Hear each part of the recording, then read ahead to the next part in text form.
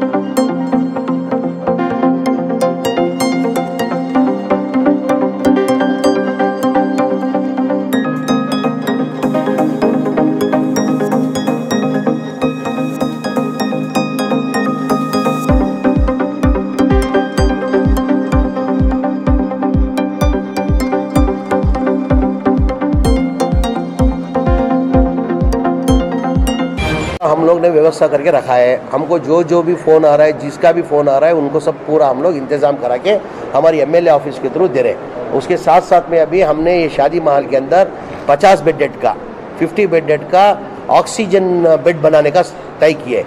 अभी इंशाल्लाह 8-10 दिन का काम है। इन्हें अगली बार में कंप्लीट करके इसको ऑक्सीजन बेड का 50 बेडेड बना रहे हैं। आप देखते होंगे ये आदमी लोग क्या हो रहा है। आज कोविड टेस्ट कराएंगे आप। कोविड टेस्ट रिपोर्ट पहले क्या होता था, शाम तक कोविड रिपोर्ट आ जाता था। कोविड रिपोर्ट आने के साथ बीयू नंबर भी उसके साथ साथ में आ जाता था। गए साल तो इमीडिएट गए साल क्या होता था, ये टेस्ट कराने से शाम में रिपोर्ट भी आ जाता था और बीयू नंबर करके भी आ जाता था। तो खुद बीबीएमपी वाले एम्बुलेंस लेके पेशेंट को ढूंढते थे, पेशेंट डर के भागते थे। इस बार ऐसे नहीं हो रहा है। आज आप टेस्ट कराएंगे, रिपोर्ट आपका 2 दिन बाद आ रहा है। 2 दिन के बाद पॉजिटिव रिपोर्ट आने के बाद वो बीयू नंबर देने के लिए 2 दिन हो रहा है। यानी 4 दिन के लिए आदमी वो सांस की प्रॉब्लम की वजह से उधर ही आदमी लोग मर रहे हैं। ये गवर्नमेंट टोटल फेल्योर है। उनको मालूम था गवर्नमेंट को कि भाई ये सेकेंड वेव आने वाला है, उसका इंतजाम कर लेना चाहिए था। उसका इंतजाम नहीं किया। आज देखो, आज मेरे ख्याल के अंदर आज कर्नाटका के अंदर कल का केसेस में बोल रहा हूँ आपको, 40 पर 8,290 पर 6 केसेस कल कर्नाटका के अंदर टोटल केसेस। और खाली बेंगलुरु के अंदर 26,750 पर 6 केसेस। उसके अंदर 217 आदमी कर्नाटका के अंदर मरे और बेंगलुरु सिटी के अंदर 90 पर 3 जन बेंगलुरु सिटी में मरे। ये कौन सा, ये ऑफिशियल जो एडमिट हो गए हैं हॉस्पिटल में उनका नंबर से दिखा रहे हैं। जो बगैर एडमिट के, जो रास्ते में जो मर रहे, घर में जो मर रहे, इससे ज्यादा 3 गुना संख्या ज्यादा है। 3 गुना संख्या ज्यादा है। उसका हिसाब किताब नहीं है गवर्नमेंट के पास। अभी एक पेशेंट आप देखे होंगे हमारी वार्ड ऑफिस के पास आया था, 136 वार्ड ऑफिस के पास। सवेरे से वो पॉजिटिव आ गया माँ साहब को। उनके दोनों लड़के लेके माँ साहब को सवेरे से घूम रहे। इधर कोई हॉस्पिटल के अंदर हॉस्पिटल नहीं मिल रही उनको। बीबीएमपी में गए, बीबीएमपी में कोई रिस्पॉन्स नहीं है। अभी उनका ऑक्सीजन लेवल आके 60 हो गया उनका। 60 में आप कैसे बचा सकते हैं? एटलीस्ट 80 है ऑक्सीजन लेवल, कुछ हम लोग कोशिश करके 97 तक ला सकते हैं। 50 हो गया। माँ साहब गरीब है, वो कहाँ जाके पहुंचेंगे गरीब। जैसा हमारे को मालूम होने के बाद हमने उनको ऑक्सीजन का इंतजाम किया और एक हॉस्पिटल में बेड रेडी करके दिया। हम अवेलेबल होने से ठीक है, अगर हम नहीं मिलते तो गरीब वो कहाँ जाता था। और उसके साथ साथ के अंदर गवर्नमेंट को इसका भी ध्यान देना चाहिए। आज गवर्नमेंट के अंदर क्या हो गया, गवर्नमेंट का बीयू नंबर देने के बाद गवर्नमेंट का बेड नहीं मिल रहे। बीयू नंबर देने के बाद वो लोग क्या कर रहे हैं, अभी जान तो बचाना चाहिए। गरीब से गरीब आदमी भी क्या करता है, उसका जो भी माल मत्ता कुछ भी बेच के इलाज कराएंगे करके सोच के क्या कर रहा है, प्राइवेट हॉस्पिटल में लेके जाके इलाज करा रहा है। आज प्राइवेट हॉस्पिटल में जाएंगे तो रेमडेसिविर करके इंजेक्शन है, पॉजिटिव पेशेंट को 6 इंजेक्शन देना। आज किधर भी इंजेक्शन नहीं है। आज वो इंजेक्शन ब्लैक में बिक रहा है 25,000 30,000 में। ये गवर्नमेंट वाले को फ़ोन करके बोलेंगे तो क्या बोलते हैं, नहीं वो ऐप है, वो ऐप में आप अपलोड करो तो हम ड्रग्स कंट्रोल से आपको हम भेजते हैं। तो भाई गरीब को क्या मालूम है वो कौन सा ऐप लोड करना, कौन सा ये करना। गरीब जाके 6 इंजेक्शन 30,000 बोले तो 6 इंजेक्शन 2 लाख रुपए इंजेक्शन का हो गया, तो कहाँ से लेके आएगा? अगर आपके पास भी बेड नहीं है, आपके पास बेड नहीं करके प्राइवेट हॉस्पिटल में जा रहा है,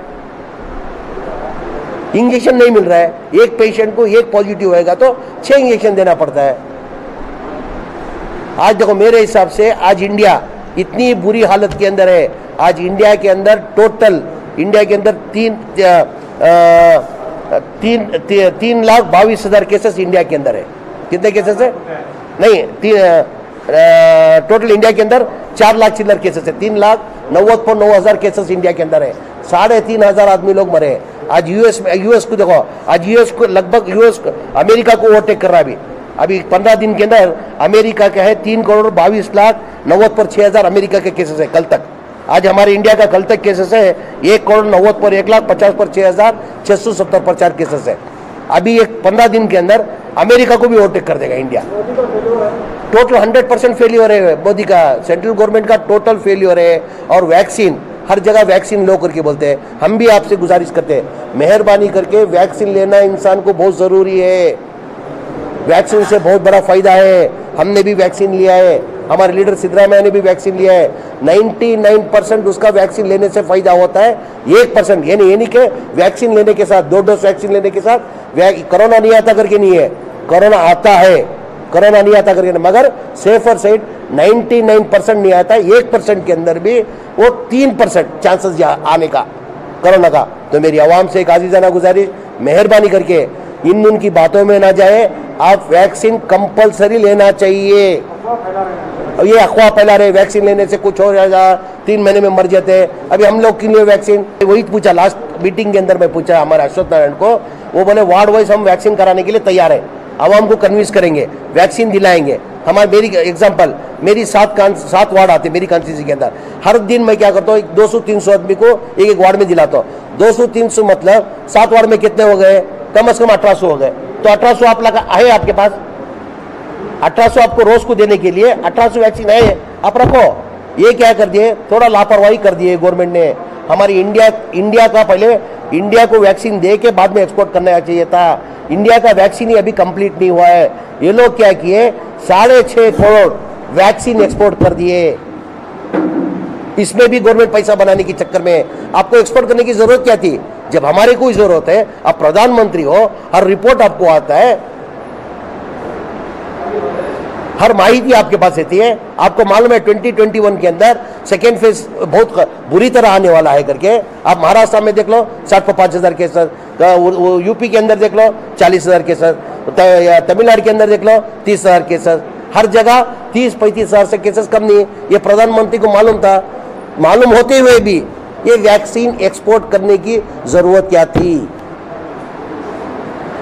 6.5 करोड़ वैक्सीन एक्सपोर्ट करने की जरूरत क्या थी? मैंने हमारा बाबू जगजीवन राम हॉस्पिटल करके उधर 32 ऑक्सीजन बेड था, तो उसको हम नॉन कोविड को बनाने के लिए करना करके अप्रूवल भी करा लिया था मैं, कमिश्नर से भी, हमारे डिप्टी चीफ मिनिस्टर अश्वत्थ नारायण से भी।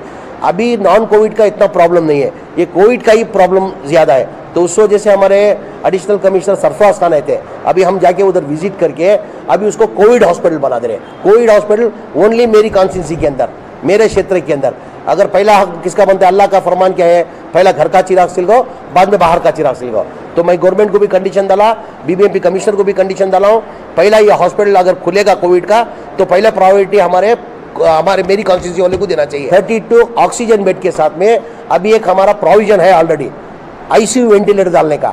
अभी सरफराज खान ने कमिश्नर से बात करके अप्रूव भी दे दिया कि हम एक 8-10 दिन के अंदर आईसीयू भी 7 वेंटिलेटर, हज भवन के अंदर ऑलरेडी 200 चिल्लर बेडेड है। 200 चिल्लर बेडेड के अंदर बहुत से ऑक्सीजन बेडेड भी उधर है। अभी उधर भी 140 कुछ आईसीयू बेड डालने का कर रहे हैं। मगर गवर्नमेंट अगर दिल करेगी तो कोई बड़ी बात नहीं है, वो सीरियसनेस से काम करना चाहिए। ये सीरियसनेस से काम नहीं कर रहे, मरता है तो मरने दो, यानी लापरवाही करके गवर्नमेंट चल रही है।